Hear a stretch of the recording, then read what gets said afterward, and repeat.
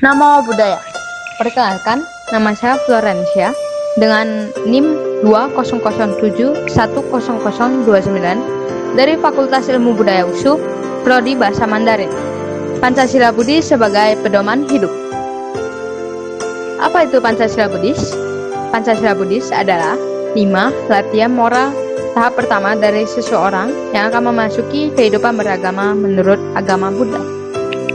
5 sila Pancasila Buddhis.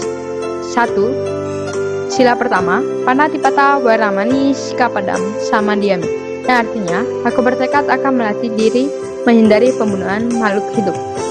Ada 5 faktor untuk dapat disebut membunuh. 1. Ada makhluk hidup. 2. Mengetahui bahwa makhluk itu masih hidup. 3. Berpikir untuk membunuhnya. 4. Berusaha untuk membunuhnya. 5. Makhluk itu mati sebagai akibat dari usaha tersebut. Akibat dari melanggar sila pertama. 1. Lahir kembali dengan keadaan cacat. 2. Mempunyai wajah yang buruk. 3. Mempunyai perawakan yang jelek. 4. Berbadan lemah maupun berpenyakitan. 5. Tidak begitu cerdas. 6. Selalu khawatir. Teror. Cincin.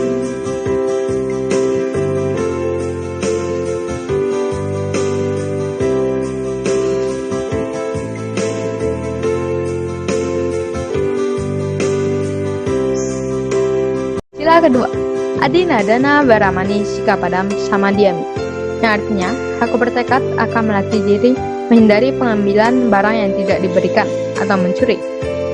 Ada 5 faktor untuk dapat disebut mencuri. 1. Ada sesuatu, barang, benda, milik pihak lain. 2. Mengetahui bahwa barang itu ada pemiliknya. 3. Berpikir untuk mencurinya. 4. Berusaha untuk mencurinya. 5. Berhasil mengambil barang itu melalui usaha tersebut. Akibat dari melanggar sila kedua, tidak mempunyai harta benda dan kekayaan, terakhir dalam keadaan melarat atau miskin. 3. Menderita kelaparan, sering ditipu atau diperdaya. Tapi siapa ini? Cantik lagi. Teror. Ngapain bang? Ini tak HP-mu, ketinggal tadi. Oh oke, makasih ya. Sila ketiga, Kame Sumi Cacara Waramani Sikapadam Samadhyami, yang artinya, aku bertekad akan melatih diri menghindari perbuatan asusila. Ada 4 faktor untuk dapat disebut berzina. 1. Ada objek yang tidak patut digauli.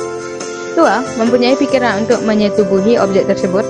3. Berusaha menyetubuhi. 4. Berhasil menyetubuhi. Akibat dari melanggar sila ketiga, mempunyai banyak musuh, dibenci banyak orang, sering diancam dan dicelakai. Terakhir sebagai banci atau waria, sukar mendapat jodoh, tidak memperoleh kebahagiaan dalam hidup berumah tangga, terpisah dari orang yang dicintai, tidur maupun bangun dalam keadaan gelisah. Teror. Cincin. Sila keempat, Musawada Waramani Sikapadam Samadhyami, yang artinya, aku bertekad akan melatih diri menghindari ucapan yang tidak benar. Ada 4 faktor untuk dapat disebut berdusta. 1. Ada sesuatu hal yang tidak benar. 2. Mempunyai pikiran untuk berdusta. 3. Berusaha berdusta. 4. Pihak lain mempercayainya. Akibat dari melanggar sila keempat. 1. Bicaranya tidak jelas. 2. Giginya jelek dan tidak rata atau rapi. 3. Mulutnya berbau busuk. 4. Perawakannya tidak normal, terlalu gemuk atau kurus, terlalu tinggi atau pendek. 5. Sorot matanya tidak wajar. 6. Perkataannya tidak dipercayai maupun oleh orang terdekat atau bawahannya.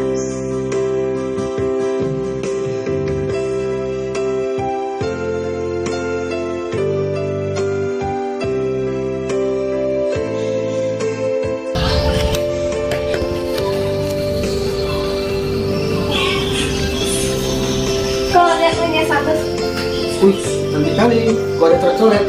tadi langsung saya. Teror. Oh ya udah, gitu dong. Hebat. ini. Oh, ingin lain nol. Jenting. Kok bisa nol? Kan kemarin udah belajar. Dan saya belajar lebih giat enak. 5. Sura Meraya Maja Pamadatana Waramani Sikapadam Samadhyami. Yang artinya aku bertekad akan melatih diri menghindari segala minuman keras yang dapat menyebabkan lemahnya kesadaran. Ada 4 faktor untuk dapat disebut mabuk-mabukan. 1. Ada sesuatu yang merupakan sura meraya atau maja, yaitu sesuatu yang membuat nekat, mabuk, tak sadarkan diri, yang menjadi dasar dari kelengahan dan kecerobohan. 2. Mempunyai keinginan untuk menggunakannya. 3. Menggunakannya. 4. Timbul gejala mabuk atau sudah menggunakannya hingga memasuki melalui tenggorokan. Akibat dari pelanggaran sila kelima: tidak disenangi keluarga, berpenyakitan, banyak musuh. Terot. Ngapain minum itu? Udah baik bang. Minum air putih aja. Kalau minum bir nanti bisa hilang kesadarannya, oke? Minum air putih. Jenting. Sungguh baik mengendalikan perbuatan, sungguh baik mengendalikan ucapan, sungguh baik mengendalikan pikiran, sungguh baik mengendalikan semua indera. Seorang bhikkhu yang dapat mengendalikan semuanya akan terbebas dari semua penderitaan. Dhammapada 361.